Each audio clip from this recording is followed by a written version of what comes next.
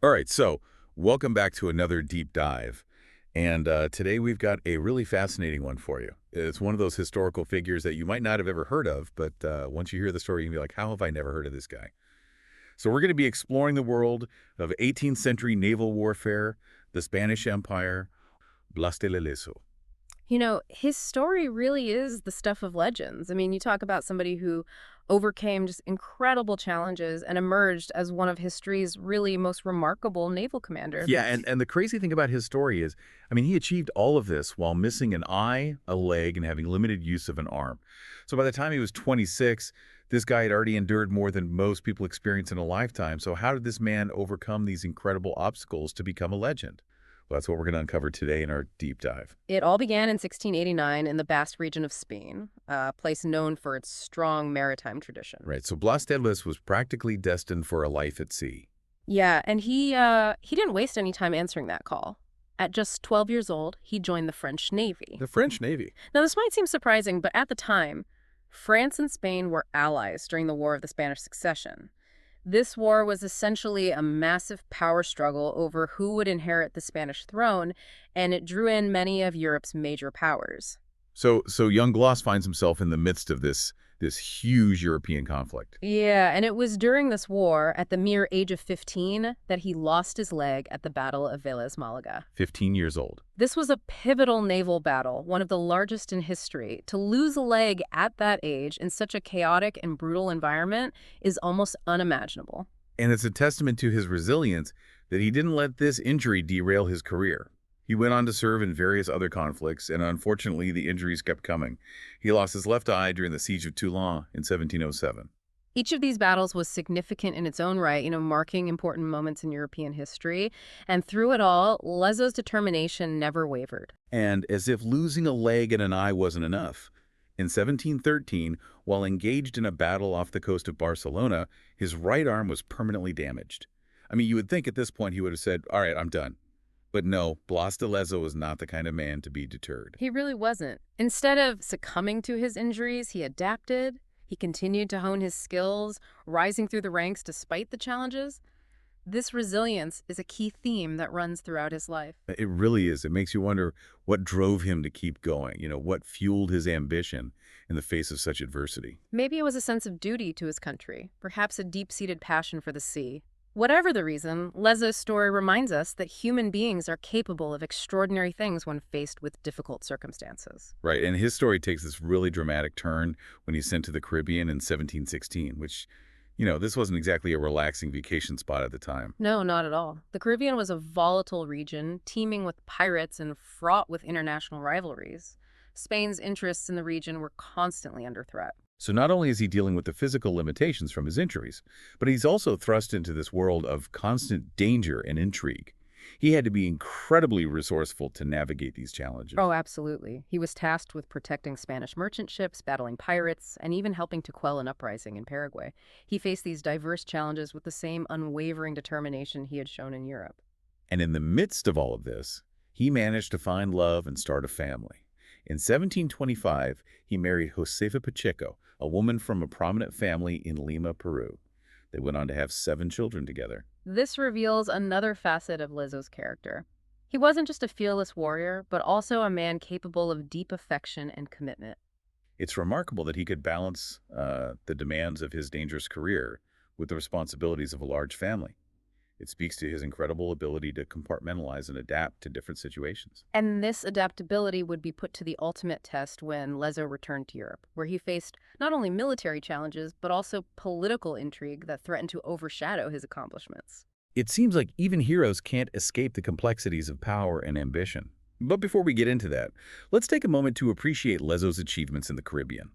He not only survived, but thrived in one of the most dangerous and unpredictable regions of the world, all while dealing with, significant physical limitations. It's a testament to his strategic thinking, his courage, and his ability to inspire those around him. And these qualities would be on full display in the next chapter of his life, which would culminate in his most legendary feat.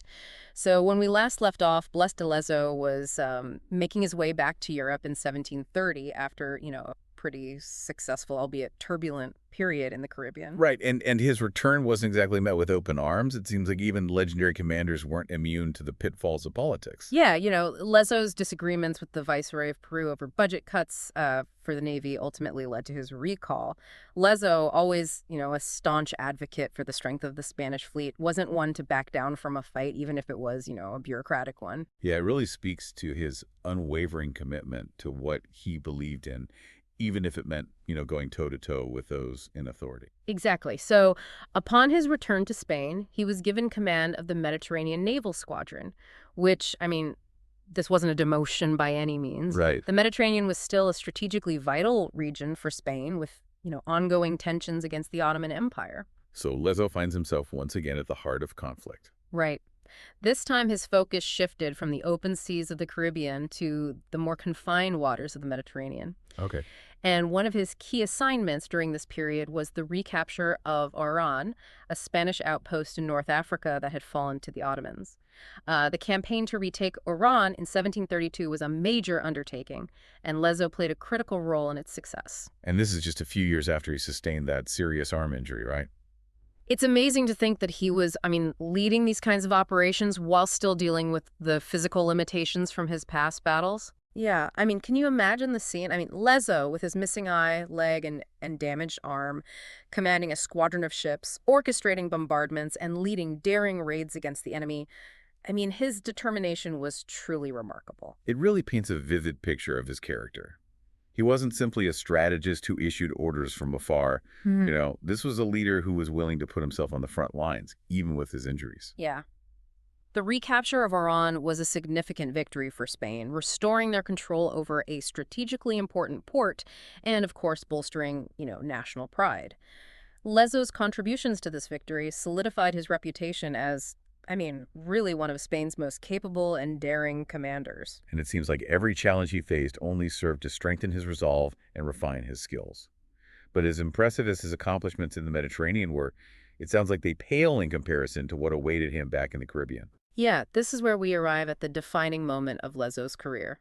The siege of Cartagena de Indias in 1741. This event would not only, immortalize Lezo in Spanish history, but also have far-reaching consequences for the balance of power in the Caribbean. It's fascinating how a single event can have such a ripple effect on history. Absolutely. The backdrop for this epic clash was the War of Jenkins' Ear, which, it might sound like a peculiar name, but it was a serious conflict between Britain and Spain.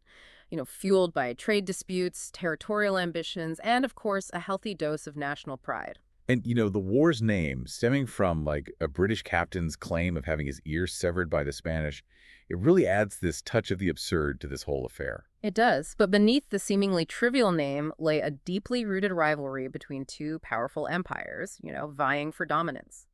The British, eager to expand their colonial holdings, saw Cartagena de Indias, one of the most important ports in the Spanish Main, as a prime target.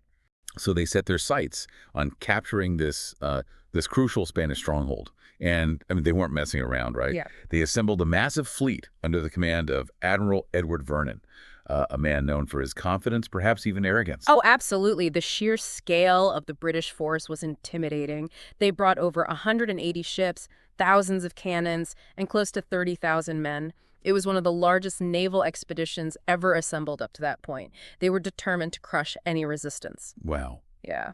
And on the other side of this impending clash, you've got Blas de Lezo. But unlike the British, he doesn't have a vast armada at his disposal. No. Lezo was facing a monumental task.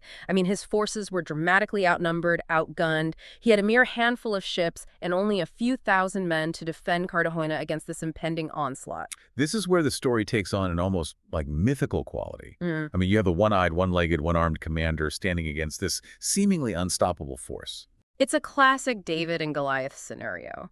But what Lezo lacked in numbers and firepower, he more than made up for in experience, cunning, and an intimate knowledge of the local waters and fortifications. And I'm eager to hear how he managed to turn the tide against, such overwhelming odds.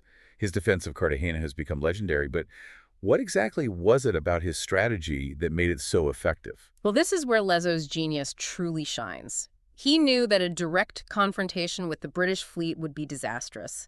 So he needed to use his limited resources strategically, exploiting the terrain, the climate, and even the British overconfidence to his advantage. Sounds like he had to be incredibly creative and resourceful. I'm really on the edge of my seat to hear how this all played out.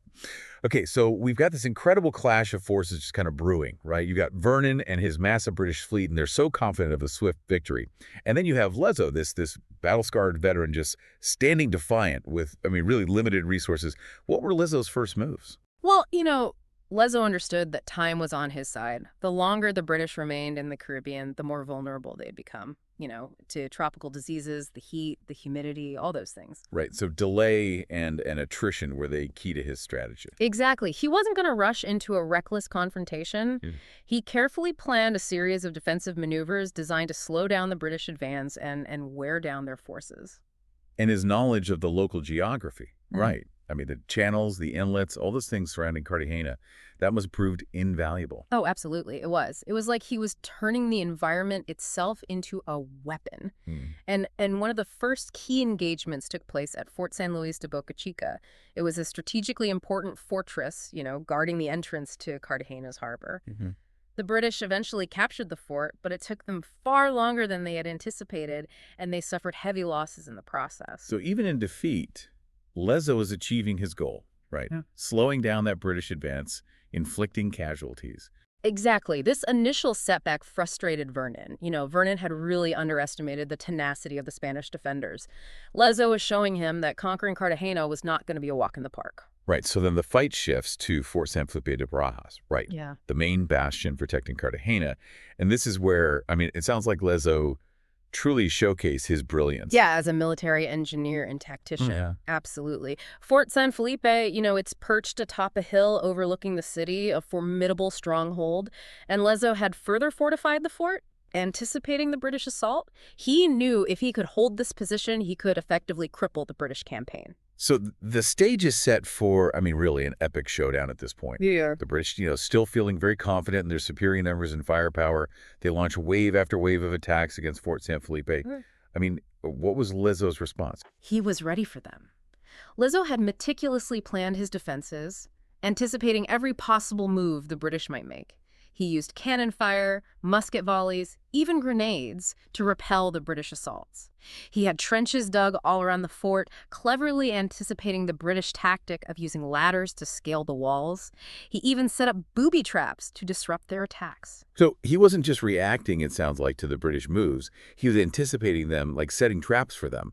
It sounds like a chess match with Lezo always thinking a few steps ahead. That's a great analogy. And, Lezo was also a master of psychological warfare. He knew that the longer he could frustrate the British, the more their morale would suffer. Right. And as weeks turned into months, the effects of disease and attrition, began to take a heavy toll on the British ranks. And that's something we often forget about, right? We think about battles, being decided solely by, firepower, manpower.